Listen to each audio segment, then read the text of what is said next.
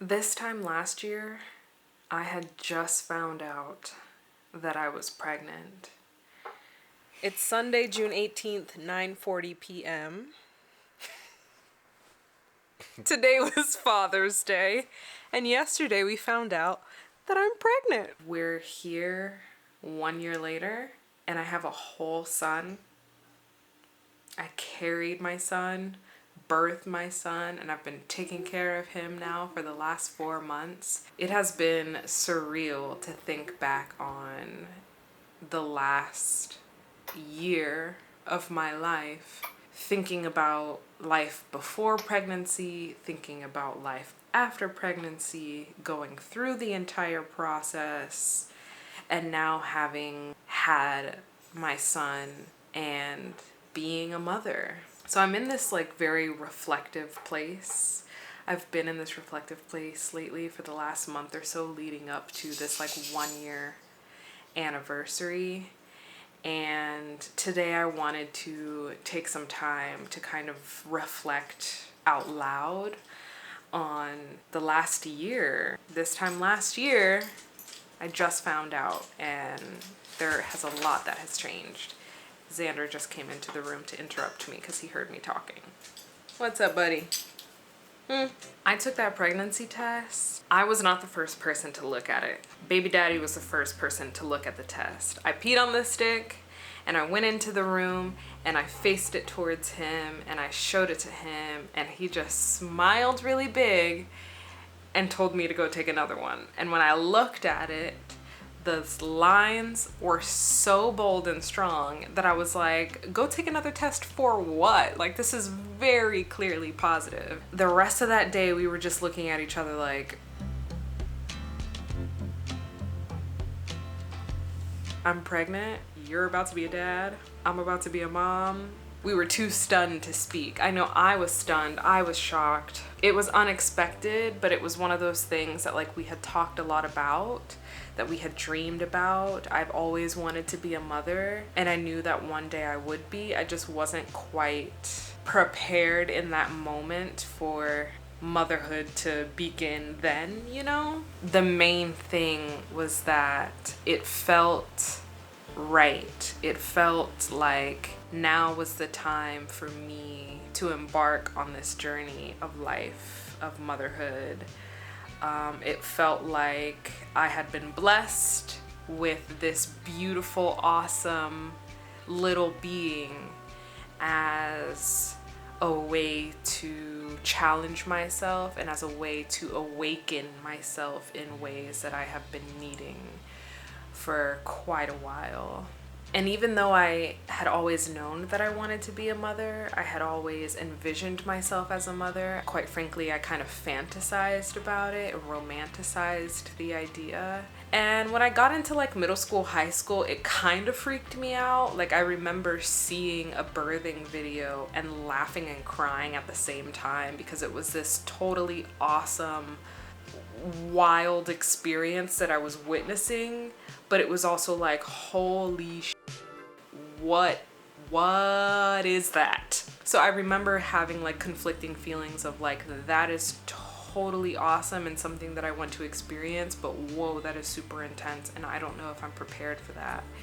And so coming into adulthood, I was like kind of in that same mind frame, wanting it, but being somewhat skeptical about what the experience will actually entail and what it will feel like. And so when I found out that I was pregnant, all of that came rushing up. All of that was like bubbling inside me. And I was just kind of in this state of shock, in the state of figuring out how to prepare as best as possible for this experience as it's happening. I did have a dream at one point, and it was this beautiful, like, I think it was more of a vision and more of this like vision from God, this message from God, more so than a dream, because it didn't feel like a dream. It wasn't anything out of the ordinary. It was this beautiful, warm, vibrant image of my child asleep in this like golden light. And there was this omnipresent mother being who wasn't my mother, wasn't my grandmother, wasn't anybody that I recognized, but it was just this presence, this like motherly presence that was there, kind of watching over the baby and watching over me and guiding me and encouraging me. And I just remember seeing this child so beautifully calm in this space. And I remember that being a huge source of encouragement to get through the pregnancy, to stay positive and affirmative and assured in myself, to carry the pregnancy and to be the person that I wanted to be for myself and for my child. Not knowing the gender was an extra little bit of like surprise and wonder that allowed me to just enjoy the process of it all, and not really knowing who they were, but knowing that they were there and appreciating that for what it was. Xander's doing okay, for those of you wondering. It was definitely an adjustment period for him. I consider my first son. He has been with me for 6, 7, 8 years. I have lost count at this point. He was with me through grad school. He was with me when I bought that van. He was with me on all of my van travels. And I don't think I'd be the person I am today without that little dog, that little crazy dog. And so finding out that I was pregnant definitely presented some adjustment issues for him as well. He's very attention seeking. He is high energy. He is very communicative. You excited? Yeah. Good boy. But obviously, in finding out that I was pregnant and the subsequent like physical changes that happen, emotional, mental changes that happen, I just wasn't as able and wasn't as willing to get up and move the way that I used to offer him the same level of care and attention that I was used to, that he was used to. And I feel so bad about that now, in thinking about my life beforehand, in thinking about life to come.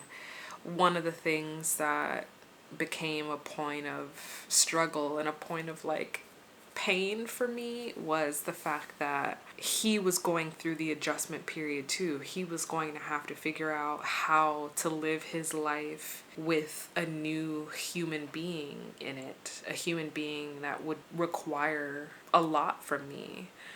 And as I got bigger and heavier and more tired, it was harder and harder for me to do anything at all, let alone go for a walk with the dog, take the dog out, play fetch, even like use the energy to pet him, you know? But one of the things that I made sure to do throughout my pregnancy was come home from work, because I would be exhausted, and lay on the couch and take a nap with Xander. And oftentimes I'd like position myself so that he could feel my belly, so that if there was any movement or any flutters or any indication that the baby was there, that he could maybe feel it, see it, hear it, sense it. Those naps were crucial for me, and I think he truly appreciated just having that time. One, on a comfortable surface that wasn't his designated space, like it was a privilege for him. And also that time with me that he just wasn't getting that much of at the time. And that's part of the reason why we got out the house today. We went to the park, took baby for a walk too, and that's one thing that I'm trying to focus on now. It's what I need to focus on now, is making sure that Xander is getting the level of care that he needs to remain the spunky little dog that he is. But in case you were wondering, he is doing just fine. But yeah, this time last year, I had just found out that I was pregnant. I keep saying that. I keep thinking that. I've been thinking that for the last like week, 2 weeks, 3 weeks. It's just like this time last year, I found out that I was pregnant, and life was not the same from there. And physically, my body was already changing so quickly. My breasts hurt and they were growing. My belly was very bloated, and so I looked much farther along earlier than what I actually was, because I found out that I was pregnant at maybe 5 weeks, 6 weeks. We didn't tell anybody for a week. We just needed that time to process and that time to really think about what we were doing, you know, and what life was about to look like and what we needed to do. And just kind of taking the time for ourselves to let it settle in. But my body was growing, my physical capacity and my mental capacity was not matching up. And that was one of the most difficult things to deal with, was me feeling like myself, me feeling better about myself, and feeling beautiful, feeling truly beautiful through pregnancy, and feeling capable through pregnancy, and feeling strong, and mentally, like, I don't know, there was just this push and pull, this juxtaposition between my mental space and how I felt internally and my external physical experience and my external influences, right? Because me, as a person, I was confident, I was physically active, I was going to work full time, I was going to yoga twice a week. Like, I was still doing things normally while pregnant, but there were people outside of me that I worked with, family members, that were like, you shouldn't be doing that. Let me do that for you. You shouldn't raise your hands above your head. You shouldn't bend over. You shouldn't be picking things up. And so it was this weird process of learning how to maintain myself and be confident and assured in myself, but also allowing for other people to help and other people to support, and allowing myself to slow down a bit, and allowing myself to accept the help and support that people are offering. And that was really difficult because I'm so used to being independent. I'm so used to just doing things myself, because one, I'm very particular about how things are done, and if it's not done my way, I'm not quite satisfied. And also just like having the responsibilities that were kind of like just left for me to take care of, and having to push through and having to get things done because they needed to be done, because if I didn't do them, they wouldn't get done. And so there was this level of like, I can do these things and I need to do these things, but I shouldn't be doing these things, and I need to ask for help, or I wish I was getting more help. So this like juxtaposition between I am confident, I am able, I am myself, and also pregnant, versus you need to be careful, you need to slow down, you need to relish the moment, was really difficult for me to kind of grasp. Towards the end, I really had no choice, because I had gotten so big and so heavy and was just generally uncomfortable in my body, that I was like, it'll get done when it gets done. You want to help? Sure. Thank you so much. I dropped that pen on the floor. It'll stay there because I'm not bending down to get it. And then also like the roundness of my belly was so surreal. Feeling my child in my body was so surreal. One of the greatest experiences of my life thus far, I will say. It was incredible, incredible, incredible to have felt my child within me, and to know that that was my child, that I was creating them, building them day by day, that they were a part of me, that they were a part of us. That was really awesome. Like, awesome in the truest sense of the word. Awesome. And I thank God for this experience. I truly do. The God, the universe, the up above, whoever is responsible, whatever is responsible for blessing me with my child, Lord Jesus, whoever, whatever, I will be forever grateful for this experience, and for the fact that I was able to physically hold and carry and ultimately birth my child the way that I had envisioned it for myself. That feels like a big blessing. A lot of times people would ask me, well, how are you feeling? How are you doing? And I'd be like, it's happening. I'm pregnant. I'm having a baby. That was a short, sweet answer, but it was truly filled with the energy of like, this is wild to me. This is beautiful and amazing, and it's everything that I wanted, and it's how I imagined it in some ways, but also not at all how I imagined it in other ways. But it is happening, and I'm enjoying it to the best of my ability.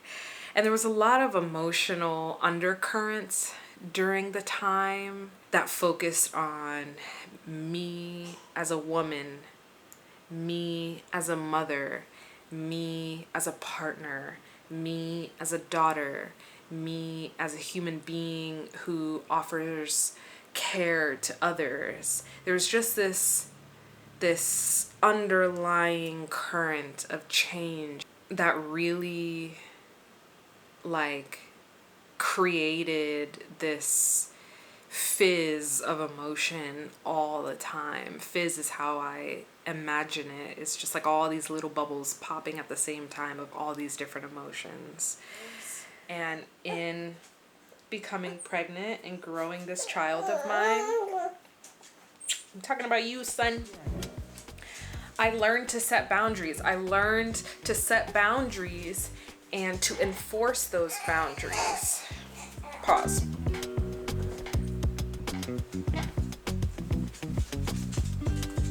One of the things that I wanted to make sure that I noted here was how strong of an impact becoming pregnant had on my self-awareness and my self-assuredness and my ability to create boundaries and to uphold those boundaries. For the longest time, I really struggled with people pleasing, and I really struggled with not listening to my intuition, not following my intuition, my own internal guidance, not speaking up for myself, not challenging people when it comes to me not liking something or me being uncomfortable, or fighting a bit harder when I do express myself and they come back in a defensive way. So there was quite a few experiences that I had that really challenged me in ways, and ultimately like him being presented to me in my life really showed me and told me that I needed to get my together for myself and for him, and that even if the changes that I made, even if the boundaries that I set and upheld affected other people in ways that they weren't used to, in ways that they weren't prepared for, that didn't matter more than my own feelings, more than my own needs, more than my own desire to be a better person for myself and that little boy over there. And that was the biggest takeaway, I think, from learning that I was pregnant and the 9 months that it took for me to grow him and then ultimately birth him. So I just wanted to make sure that I said that here now for myself and for anybody watching who is thinking about becoming pregnant, is a new mom, or just in life, somebody who may be watching that is just trying to figure out how to be better for themselves. When you set boundaries, those boundaries are for you, and it's up to you to uphold them for yourself. If somebody is stepping on those boundaries, it's up to you to make sure that they understand that that's not allowed. If that means changing the relationship, shifting the relationship, then you have to do it for yourself, for your child, for your future. That is what I've learned. That is my takeaway. I gotta go. But I think the next video is going to be all unseen footage. So keep an eye out. Thank you for being here. I gotta go. I gotta go feed my baby.